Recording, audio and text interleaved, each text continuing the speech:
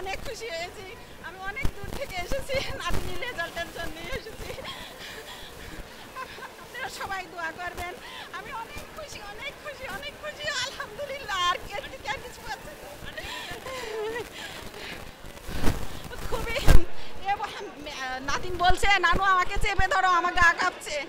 আমি তখনও চেপে ধরেছি, চেপে ধরে বলছে যে কোনো চিন্তা নেই, মহান আল্লাহ তাআলা তোমার জন্য সুন্দর একটা রেজাল্টের ব্যবস্থা করে দিয়েছে, ইনশাআল্লাহ তুমি চিন্তা করো না। তারপর রেজাল্ট পেয়ে এখন অনেক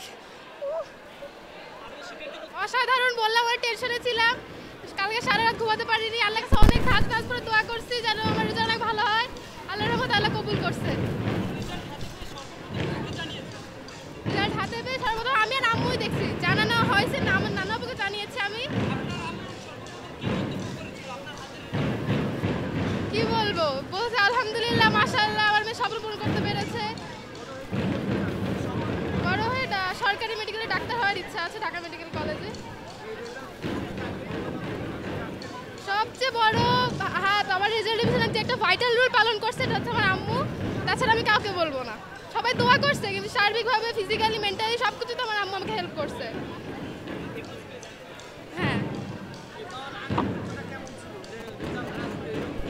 তখন অনেক টেন্স ছিলাম, অনেক টেনশনের মধ্যে ছিলাম, বুঝছিলাম না কি হবে, ভয় হচ্ছিল 4 পয়েন্ট হয়ে যায় কিনা, কিন্তু আলহামদুলিল্লাহ গোল্ডেন।